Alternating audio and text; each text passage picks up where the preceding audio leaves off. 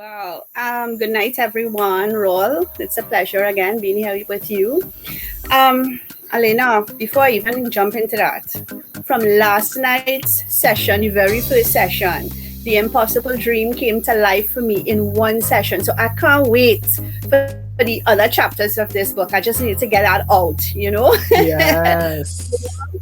um, you hit that nail directly on the head because I could share stories where environment change was such a big and positive in my own life, right? Yeah. But what stood out for me was when he spoke about success requires people, and he also mentioned movement, and he made a reference, from scripture where Jesus would have moved from one place to another, and for me that means it just brings out being able to or willing to take the risk. That scary four-letter word, R-I-S-K, risk. It's you really have to think about it, and you have to kind of, how should I say, you have to kind of shape your mind into it, because I'll draw an example of me being a catechist in church. So I am in the RCIA program. I'm not just teaching, part of a team that guides through scripture and guidance and help you come into spirituality. It's a conversion class. It's a conversion class. And my last class, I had 16 candidates. So sometimes when I say taking risk, it empowers us to come out of our comfort zone. Because all too often we get in a comfort zone and we are only able to work within that comfort zone, right? So in my role as a catechist, I had to learn, because it was my first cycle, to come out of my comfort zone of just being that person who I'm a people's person, I'm easy to get along with.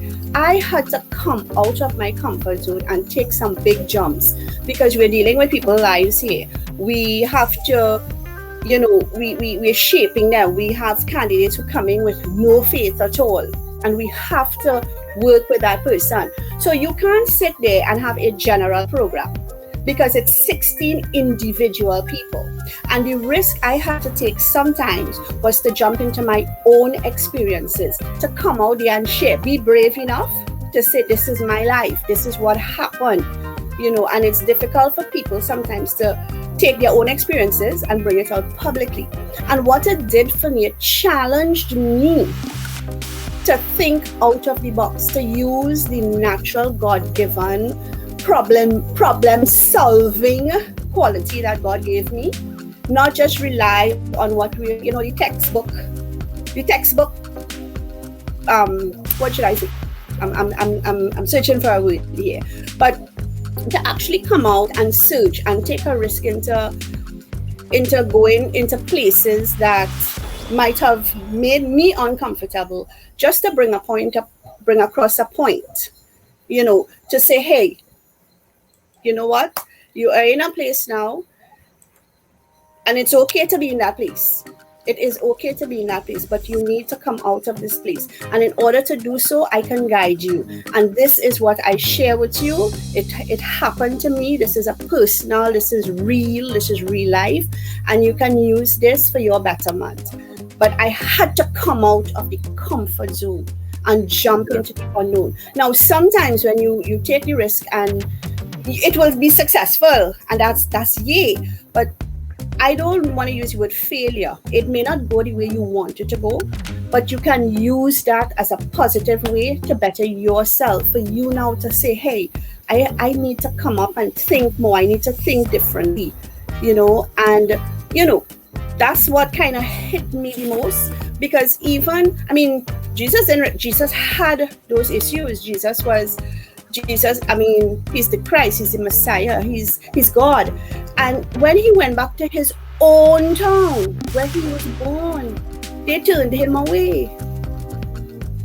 And when you are someone who is now coming into the faith, and they read, and I saw that, and we reached to that junction, and they're saying, you're telling me the place where Jesus was born, his hometown, they didn't want to hear about him? I said, no.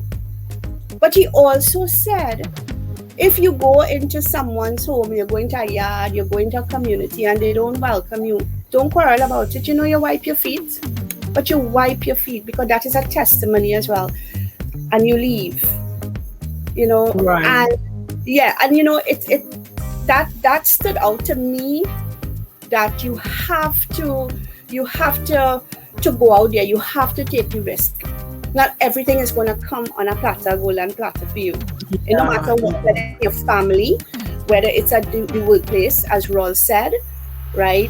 Whether it's the community, anything in your church life, you have to take a risk. But you have to condition your mind and yourself first of all. You can't just jump in blindly as well. Definitely.